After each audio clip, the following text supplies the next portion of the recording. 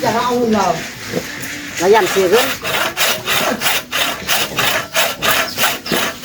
จะกันจะถูกนั่นดูห้ามอยู่แสดงว่าถูกบังคับเขาไม่ได้บังคับเลยบังคับพ่อเลยข้อนี่แม่เยอะๆนี่แสดงว่าถูกบังคับไปเป็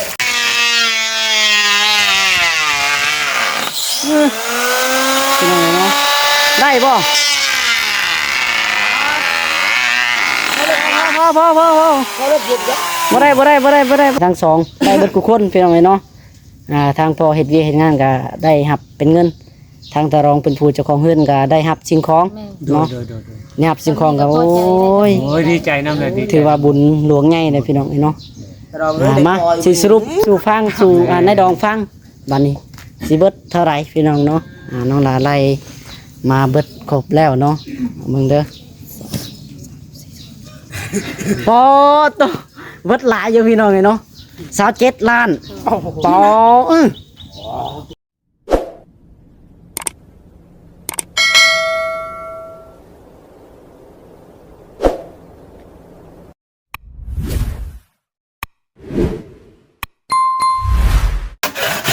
พี่น้อง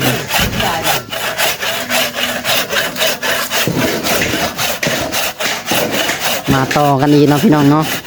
EP 2บัดนี้จังไดก็ได้สบายดีเนี่ยเลือดสุกุทุกคนเนาะตอนนี้ก็กำลังตัดเตียงเนาะทางขึ้นกับที่ยังไงที่เนาะแล้วพี่น้องแล้วบัดนี้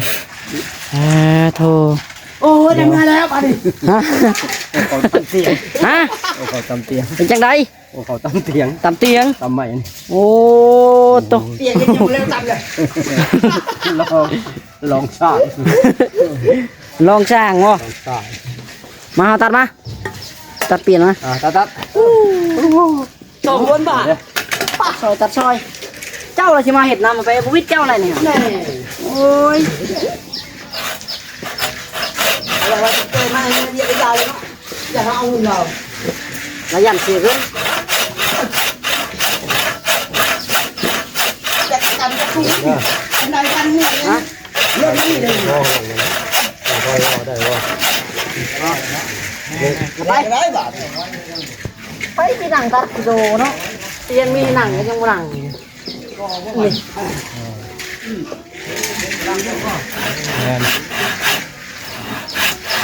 มาแล้วบัดนี้นะ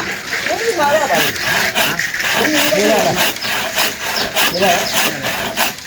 เจ้าเลยก่อนเนาะโอ้หลายคนพารถหลายคนเหรอเป็นลูกบ่เวลาโอเคดิโอ้เจ้าอยู่กินกับดักเลยแล้วแล้วเอาน้ำบุหรี่เรียกไว้ตรงนี้คิดเจ้าคิดว่ามันเป็นเจ้าเลยโอ้ไหลออกไปหมดเลยปล่อยออกแล้วจะตั้งไว้ยังไงเอาปลาไปที่ก้อยเล่นกับก้อยกันนี่เลิกหน้าที่ได้บันหน้ากันกินอะไรเดี๋ยวนะ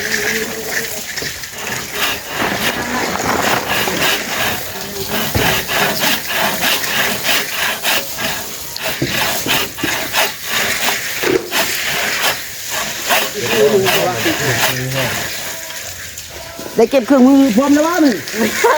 ย่างพากล้องมา3 ลบแล้วไปแล้วยามเอาคู่ไว้เร็วตำกองลง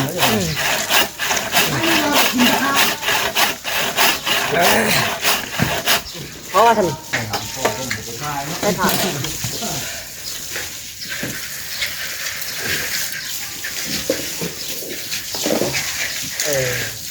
ต้องไม่ได้ให้งามเนาะป่ะฮะเตียงบ่พูนงอคิดว่าย่องเตียงเลยสิหรอกโอ้ยย่องเตียงแล้วยังไม่เร็วคนดูย่องเตียงคนได้เตียงคนได้บอกว่าบ่งานดูห้ามอยู่ แสดงว่าถึงบังคับ เขาบ่ได้บังคับเลย มันก็พูดบ้าเด้อ ติดคอนี่แม่เยอะๆนี่แสดงว่าถึงบังคับไปงามอยู่ คักงามแล้วพี่น้องเอ้ย วันนี้แหละไม่ใช่สิ่งนี้แล้ว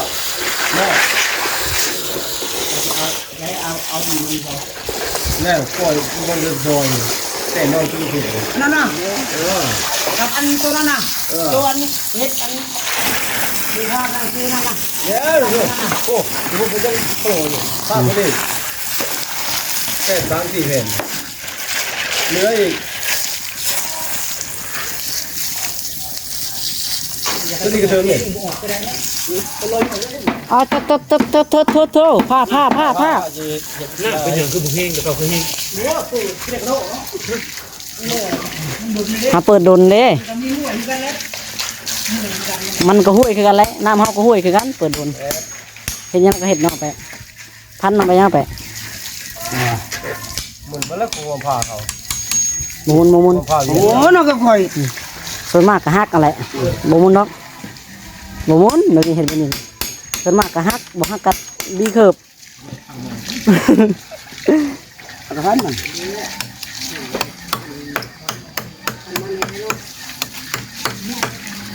ว่าจับขึ้นจะเป็น โอ้ย ตอกอยู่ งามเลยเนาะขนาดยังบ่แล้วได้พี่น้องเลยนี่ต้องต้องอยู่ตอกแล้ว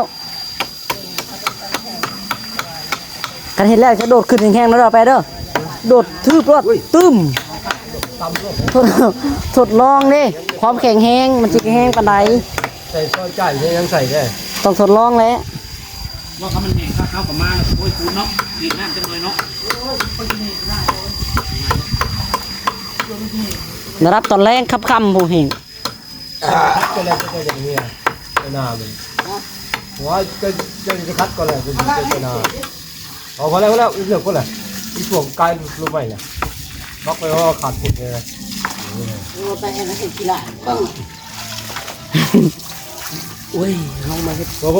อะไร เอาไปใช้เสื้อนี่จะคือเสื้อองค์กี่ข้านเนาะเสื้อน่ะ ช่วงผมเขาผ่ามาช่วงผมหมอแป้มันจะดีว่ะ ว่ากันปดโมงกันคือเลย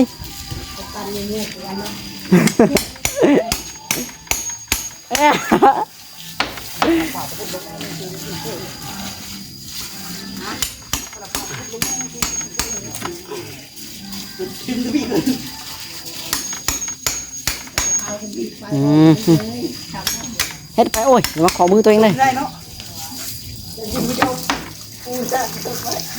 หัวนี่เขาจะกิ๊กกันเนาะ เรียบร้อยแล้วเด้อพี่น้องเนาะบาทนี้ไปเป็นเด็กสีเลาะเบิ่งก่อนเนาะ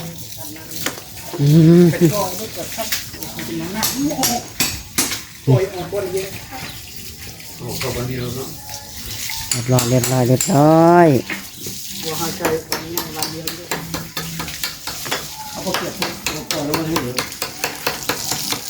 มาซอยที่ซอยเยอะอัพคน ไม่ยังว่าคืออ่อนทันนี้ครับ ไม่แค่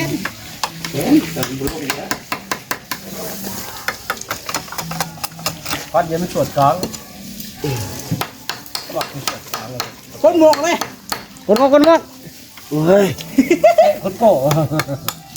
ให้พี่เบิ่งดีกว่าทรงผมก็ได้ตัดผมใหม่เพราะว่าบ่ให้พี่เบิ่ง ก็นั่งรถไหมนั่งรถไหม ฮะ นั่งรถ กระจ่างบ่ เอ้ามันเดือดยังล่างจับรถตั้ง มันล่างแล้วล่างรถแล้ว บ่อยเนาะ วันนี้โก้ก็ได้เริ่มใส่โมวี่แล้ว โอ้ยพี่น้องเนาะพอสิได้กระถางก็บ่ได้ช้ำบาด ขายกระทำบ่เตาอีกโน่ บ่มื้อนั้นเขาว่าบ่ค่าเวียกก็ขึ้นมาใหม่ เอ้ยดีเดียวตัวนี้ บ่ถึก เฮาพอให้อีก พากันล้างตีนล้างอยู่หั่น แม่นแล้ว โอ้พญากดกึบอยู่น้ำถึกอะ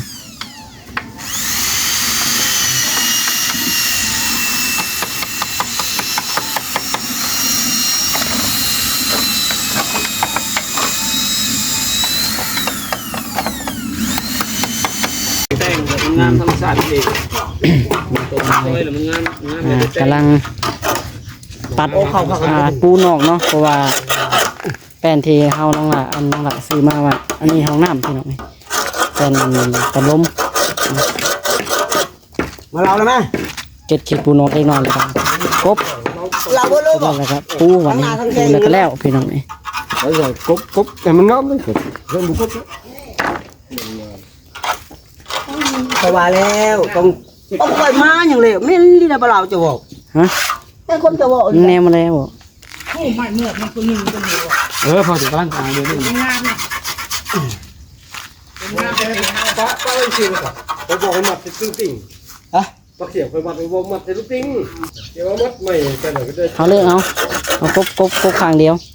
แต่ก็พอ มาจัดวางมึง ก็งามนะ นี่ทำไมดีไม่แค่ครับโอ้ยสังสิตาคนตามดีมันนอกมันนี่ของแค่แค่หินโอ้ไปกบมันบางเลยยังไม่แค่หิน คนเจ้านะ โอ้มันลำโพงแค่เลยไม่แค่ เขากบ ตา ด้วย คน อันนี้ แห้ง กบอ เหลือยู่ บ่ พิน กบอยู่บ่นี่นะ เอาแต่สร้างเพิ่นดอกว่าเฮาบ่ค้าได้ไม่แค่นบันนี่เอาในได้ได้เฮาก บหนามเลยของ เพิ่น เฮากบหน้านึงเฮากบหน้านึง เสียสร้างเพิ่นเรื่องของเพิ่นน่ะ เพราะว่าย่านบ่แม่นย่านหยังดอกย่านเวลานั่งน่ะเสียนปักก้นเอาอีกแล้ว ขออนุญาตได้พี่น้องเลยเนาะครับให้ว่าสิประกบนี่ก็ได้เสียนปักก้นเพราะว่าสิหาแหนบดึงออกยาวอีกแล้ว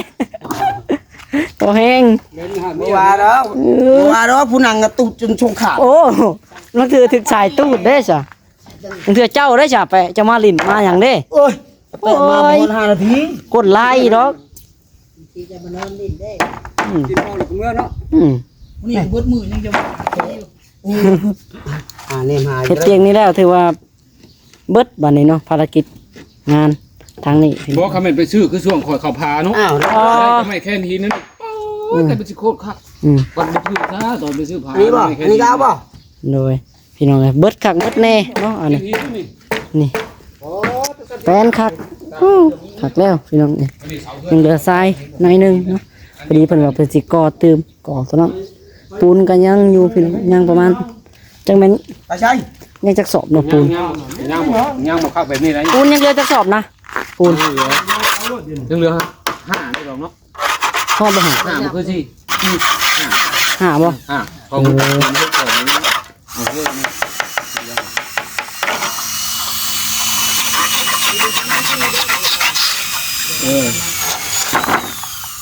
เพิ่นเจ้าคันมันนี่เนาะพอดีแล้ว พอดีกับปอตรงนี้ก็ติดเด้อก็เบิ่งดอกว่า บอกก็ยังบ่หลายบอกก็ได้ฮอดบ่50 60ก่อน ยัง60 10ปลาย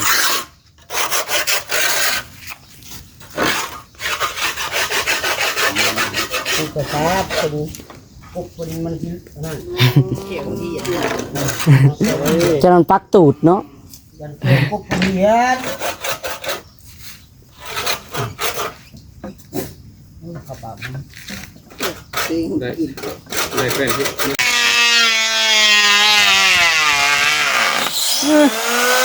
พี่น้องเนาะได้บ่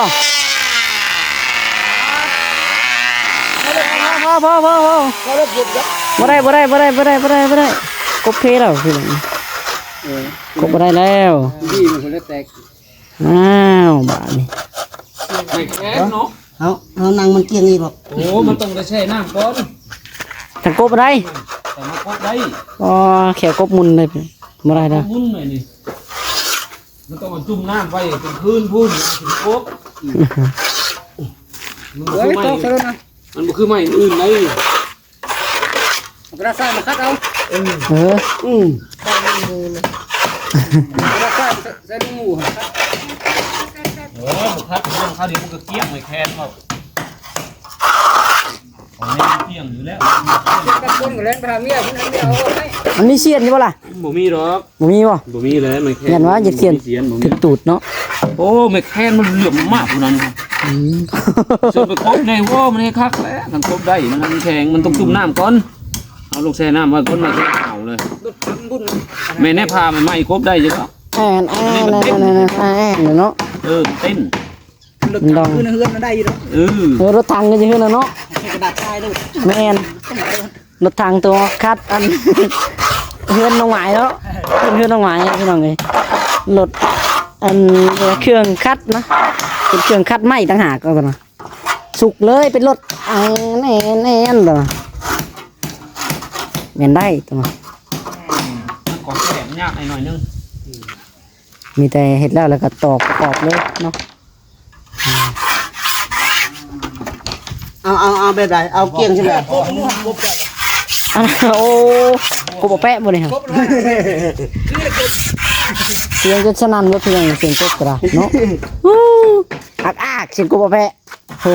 โอ้เสียงดังกบเมื่อกี้ตัวนี้อีกกบตัวนั้นอีกพี่น้องเสียงกับกบแปะนี่ แล้วจังนี้ ออกเลยบ่น่ะเฮ็ดเวียกกันบ่นั่นน่ะบ่จับเฉยเลยได้บ่ไปเอ้ย เปรี้ยวบน ขุดออกแล้วก็ใส่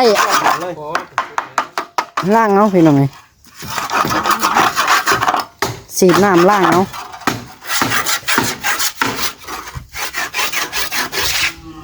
อะไรก็กบมันเทแหละกบกระดาษมาได้เป็นให้แล้วคือตรองวานนะมันงานอยู่ไม่เป็น โอ้ไม่แค่ ปักเรื่องตะปูผลออกมาโปะหาแล้ว ก็ยาดอกแม่นกาก่อย ไม่ย่างครบได้ ขาจะของเพื่อนบ่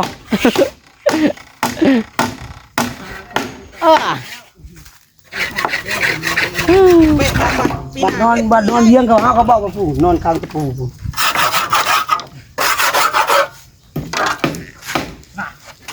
เรียบร้อยไป แค่หนึ่งล้าน แข็งบ่ เริ่มเลยนะ สุดเท่านั้นแล้วเนาะ โอ้เพิ่นเท่านั้นแหละมันแค่ มันมีสี่เบิ่งดอกตะปู แต่งเชียว น่ะ ชีเล็บมันนี้ได้ โอ้ตเฉพาะเสียงกบอากเนาะ สองเล็บมัน ไม่กบดังเสียงอักจะได้ ใจมันเด่น หลังโบตั้งแต่ข้าวสมัยใดในเฮือนตูอยู่ยังคือเก่าอยู่เอาเฮ็ดขอบสร้างตัวเมื่อยแล้วสร้างโทรศัพท์โทรศัพท์ยังหลังโบเฮ็ดขอบสร้างมันยังคือเก่า มาติดเลยมันบริเสียบบ่พูดรุดเลย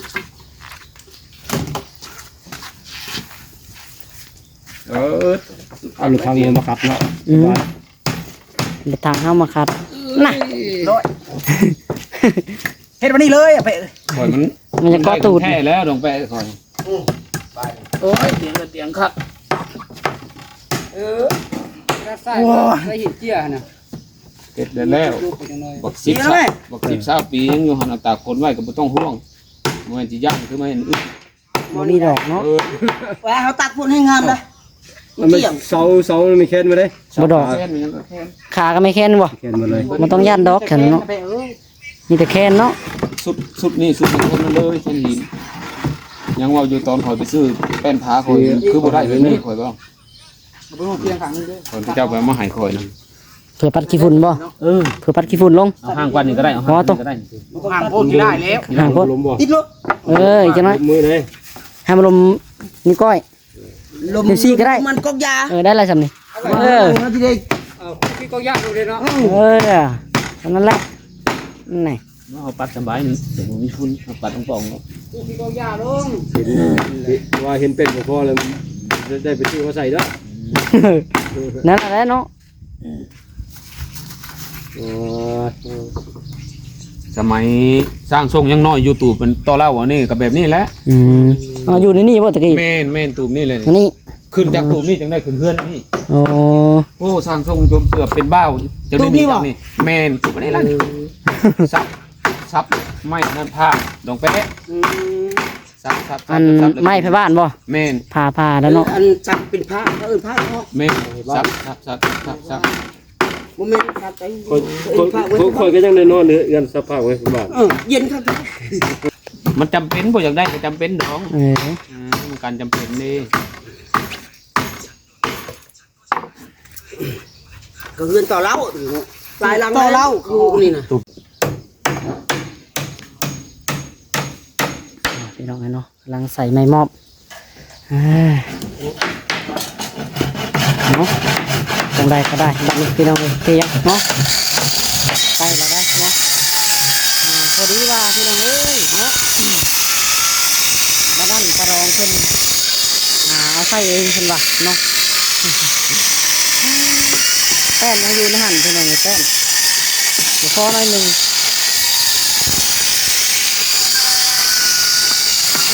เบิ่งกัน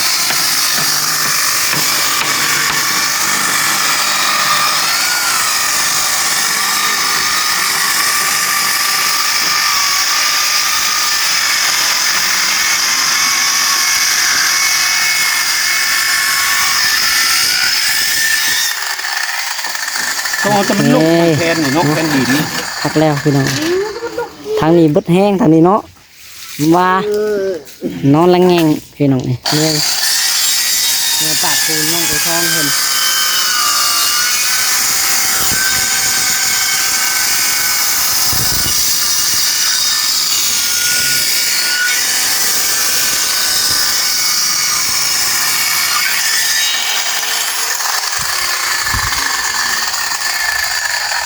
นะโอเคได้บาทนี่เนาะ หักแล้วพี่น้องเลยไม้แป้นยังอยู่ในหันเด้อเนาะ รอพื้นแข็งก่อนพี่น้องมันนั่นตะรองเพิ่นเอาใส่เพิ่นว่ะเนาะได้แล้วสำนีก็ได้ อ๋อเราหนักอะไรวะ ฮะ นี่มันหนักแต่ ไม่แค้น หนักบ่ ขนาดว่าใช่ ก่อนที่เราไม่เอาได้จะหยุดเลย บ่ขึ้น บอกยังไง บ่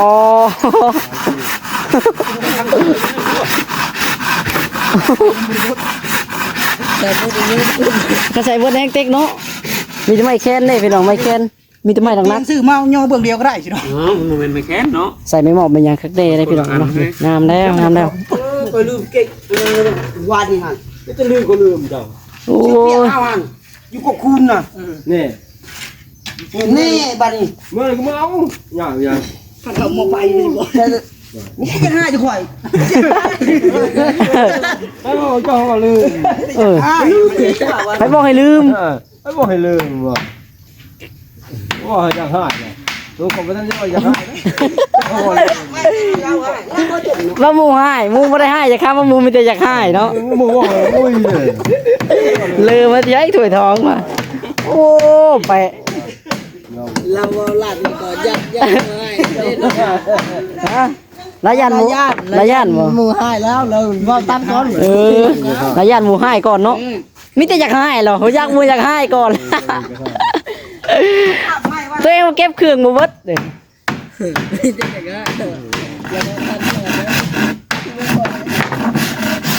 โอ้ผักแล้วพี่น้องเลย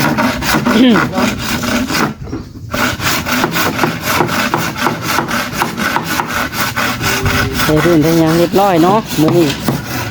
ปิดจบงานพี่น้องเลยเพียงกะ ยังน้อยหนึงเนาะบ้านตะรองเพิ่น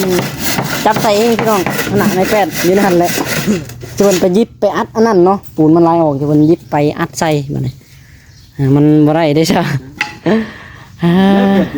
เป็นเตียงเก่าไม่ใส่ บ่มันกี่ได้บ่ตัวน่ะ หัวไล่ มันบ่มันคือนี่ดอกเอามาปุ่นแล้วมันสีดอกเนาะ ไม่แค้นก็ไม่แค้นเบิดแล้วเนาะ มันมี ลายยังได้มีแต่ไม่เค็มรวดเลยครับ เฉพาะเราจังบ่อยากให้กบเนาะ โคตรหนังเป็นหนังมาเกี่ยนอยู่แล้วมันก็เกี่ยนลื่นนะ บ่มีเสียนเนาะคิดว่าสิมี ไป เสียน เอาตัวอื่นมาปุ่นมึงกับตัวอื่นขาดก้อนนั่นเลย แท้แล้วเอาแค้นเบิด ลำเรื่อยๆอันนี้โอ้เอาหมูมันใส่หมูมันของมัน ได้แล้วได้เตียงได้พี่น้องเราต้องได้บัตรเงินบ่ได้บ่กูไม่น้อยบ่ได้อยู่จ้ะเนาะ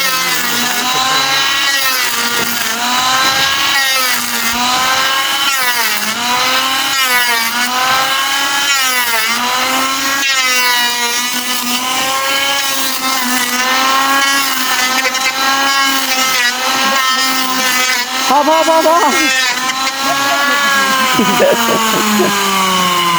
ไม่เนี่ยนอกมาตำเล็กตะปู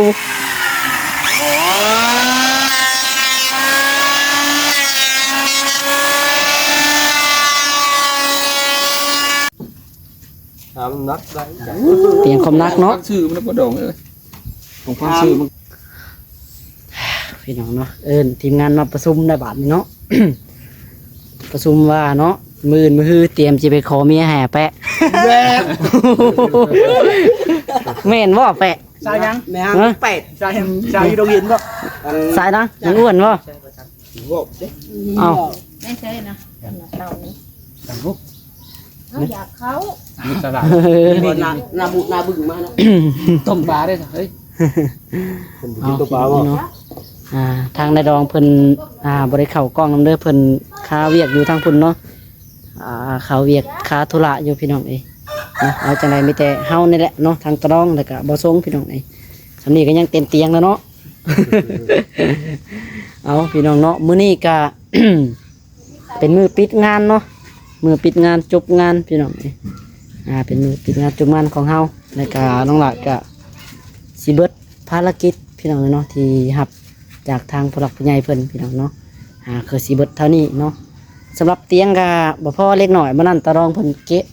ก็บใส่อีกตองแป้นที่ว่านั่นเนาะสิเพิ่นเอาไปหยิบอันอัดอันนั้นพี่น้องเอ้ยอัดพื้นเฮือน ดีเนาะมันสั่นยืดเป็นเขาใส่ดีเนาะ โยเนาะยืมเป็นเขาได้เขาจีให้เจ้าเขาก็บ่ให้แล้ว ฉันบ่ได้เอาวันเวียด โอ้ย เท่าไรก็ขอส่งกาสร้างเฮาว่านำกันมื้อนั้นพอ ล้าน ฮะ 3 ล้าน 3 ล้านบ่ก็แอลเทพื้นเนาะ3 ล้าน นี่ออกมาแล้วพวกเฮ้ย ก็คัน เรียกอันนี้ก็สั่ง นี่นั่งได้ลูกก็อยากเขา บอกเขาเดียวนึงเพิ่ม เขากล้องบอกมาเข้ากันก็ได้ซะขอบใจทางผู้หลักผู้ใหญ่เพิ่นก่อนแป๊บเดียวเนาะ แป๊บเดียวนึง แป๊บเดียวลุงชินอยากเข้าบ่ อยากเขา เด้อ เอา แล้วบ่าย3 โมงยังมากินข้าวแรง โอ้ยเนาะพี่น้องเนาะน้องลากาสิบอลีรอแล้วล่ะเดี๋ยว ฮ้อนๆได้เนาะ เบิ่งเงินเบิ่งคำก่อนพี่น้องเนาะเบิ่งเงินค่าสร้างเพิ่นก่อนเนาะ จะให้ตะเลียไป ทางอันเป็นจังไรนะดองห้องน้ำถูกใจบ่ ถูกใจ งามนี่เนาะ ปกติยังดอก โอ้เฮ็ด งามล่ะ เฮ็ดไหนเราเอาเนาะ เฮ็ดให้นะเอา บัดนี้อันพออีกให้งามบาดที่พื้นก็งามแล้วสุดยอด เดี๋ยวให้ทางพ่อเพิ่นนับมาก่อนพี่น้องเนาะทางให้ทางในดองแล้วพี่น้องเนาะแล้วก็มอบให้ครับกับทางสร้างเพิ่นเนาะเพิ่นแหละให้รับทางพ่อ นับเบิ่งก่อนเด้อพ่อเด้อนับเบิ่งก่อนนับเบิ่งก่อนเด้อ 3 เท่าไหร่ 7 8 9 10 11 12 13 14 15 16 17 18 19 20 21 22 23 24 25 27 28 29 30 30,000 30ใบบ่ 30 ใบ 30,000นี่เป็นบ่เหลือนี่จบก็เหลือบ่ได้ บ่ได้เหลือตัวนี้ ว่าชื่อ ทางอันนี้ไว้ชื่อเท่าไหร3 ล้านครบเนาะ 3 ล้าน เอาไปดู 30 ใบ เนาะเดี๋ยวเด้อกระถางน้ำมันในสิประมาณเท่าไหร่บ่ฮู้บ่ เดี๋ยวเบิ่งหน้ามันเบิ่งเหลือแต่ โอ้โหแล้วจะเจ้าเข้าไปจะเจ้ายังบ่ตามราคา ถามยังเขาบ่ฮู้ราคา ผมเอง ใช้ไปในเวียด โอ้ว่าผู้ขายก็บ่รู้ราคาถามข่อยไปบ่รู้แหละ บ่ได้ไปบ่หายในเวียดนี่แล้ว เรา ว่า เอามาคือทางละทางเราจะไปเอามาเสียมันต้อง500 บาท เอาพี่น้องเนาะ ประมาณนี้เลย บัดนี้เนาะโอเคบัดนี้ขาส่งขาสร้างเนาะพอดีพี่น้องเอ้ย3 ล้านเนาะแล้วก็ว่าสิให้จะเพิ่นให้ติปอีกแต่ก็เป็นจังไดพี่น้องเอ้ยเนาะ ยับบ้านเขาแล้ว มันบ่พอไปเอ้ย ร้อยใส่ เพราะว่าตัวนี้น้องหลาสิไว้อันซื้อทางน้ำทางน้ำพี่น้องเลย เราซื้อทางน้ำก่อนเราซื้อเวลามันได้สำคัญ น้ำทางนั้นก่อน เราซื้อทางน้ำก่อน พอ อืม ไว้ทีหลังเด้อเอาแทงเงินค่าสร้างไปก่อน 3 ล้านแล้วก็ทางงานพนักอะไรพี่น้องเนาะ เงินจะได้ เนาะ1 เอา 2 หูราคาดิ เด้อ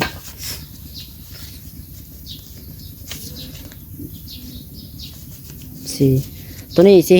ให้อันขาเตียงเด้อเฮ็ดเตียงตัวนี้พี่น้องเนาะ อันนี้เตียงได้เตียง400,000เนาะส่งกับทางพ่อว่าอะไรพี่น้อง400,000ไทยเงิน กบนี่ปิดหนา เอาเอาเป็นต่อตัวนี้ เข้าใจ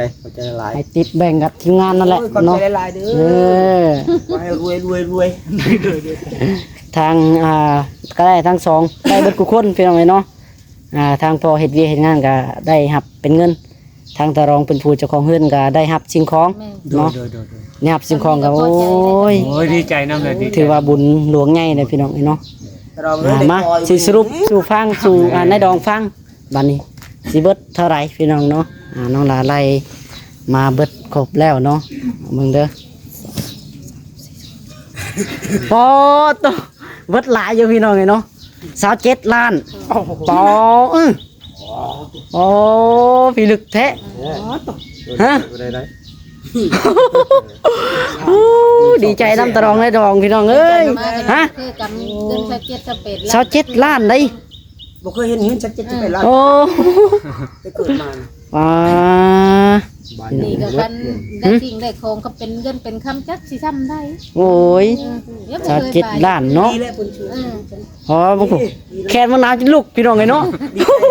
โอ้คนแขนตึงหนาวเตะเงียบ27 ล้าน เฮาบ่เคยเห็น อ๋อตัวมันเบิดเลยเดิทางแนวอยู่แนวกินค่าสมค่าสร้างพี่น้องเนาะอ๋อแต่ว่าบ่ธรรมดาพี่น้อง โอ้ เบิดหลายเด้ได้เนาะ กำลังน้อยอันใด ว่าตะรองว่าเห็นเพิ่นจมอยู่พี่น้องเพิ่นว่าจะบืนก่อตารางมื้อนี้สิไหวบ่ จังหวะนี่ จะ บ่ไหวก็โคน้ำไหลบ่ไหว หาเนาะเพื่อนี่แหละน้องน้อยเพิ่นใหญ่พี่น้องเอ้ยหาเงินหาคำต่อไปนั่นแหละบ่ได้อันนั้นนี่ก็เฮ็ดนาเฮ็ดหยังก็เก็บขายไปเท่าเล็กเท่าน้อยนั่นแหละเก็บเอาเพิ่นเฮ็ดในซ้ำนี่แหละเนาะ ยังไปน้ำบาดได้จำนี้ก็ดีใจแล้ว มีพื้นมีห้องน้ำบ่ได้แล่นเข้าป่าได้บัดนี้ ดีสาธุ ทำเพิ่นช่วยอีกก็สาธุ โดยอันนี้ก็ตามบุญวาสนาเฮาเองอีกเนาะ อาศัยผู้น้อยนี่แหละกับผู้ใหญ่เขาก็ไปเบิดผัวผัดคือว่าแล้วผัวก็ขาดได้สขาดเพียงนี่เด้ซะผัวก็ได้ ครอบครัวไปครอบครัวงั้น แม่ ใครก็ ครอ ได้ บครัวอยู่บัดนี้ผัวก็ คือทางบ่ส่งแล้วอะไรก็คือเราเอาแล้วก็สุดยังให้พ่อแม่ได้เราอะ ครับ แต่เราก็ครอบครัวเราอีกบัดจักสิหาไว้ใด หาเงินเลี้ยงลูก เต็มที่ เองก็บ่เฮง อืม แบบเราแกงข้าวก็ครึ่งหาเต็มที่ก็สิพายุ โดย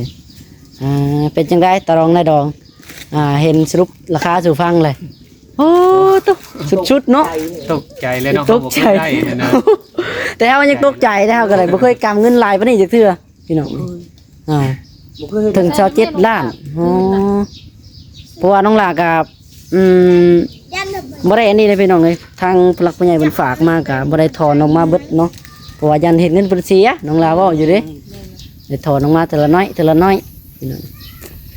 เอาบัดนี้ก็ได้เนาะโอเคบัดนี้สุดท้ายนี่ก็มีแต่ฝากทางตะรองเนาะแล้วก็ในดองบ่ส่งพร้อมครอบครัวพี่น้องเอ้ยฝากขอบอกขอบใจทางผู้หลักผู้ใหญ่เพิ่นเนาะ ผู้ต้นก็คือทางแม่อ้อยพร้อมโดยครอบครัวแล้วก็แม่พันธุ์เป็นอย่างนี้พร้อมโดยครอบครัวแล้วก็แม่นางพร้อมโดยครอบครัวของเพิ่นทั้ง3ครอบครัวเพิ่นพากันร่วมจิตร่วมใจกันเนาะเก็บเงินเก็บคำกันพี่น้องเอ้ยเพื่อสิมาช่วยเหลือเฮาแล้วก็เบิ่งแยงเฮาพี่น้องเอ้ยเนาะเพื่อสิได้เงินสำนี้ก็พอถือว่าเป็นเงินก้อนใหญ่ของเฮาเลยได้เนาะทั้ง20กว่าล้านก็ได้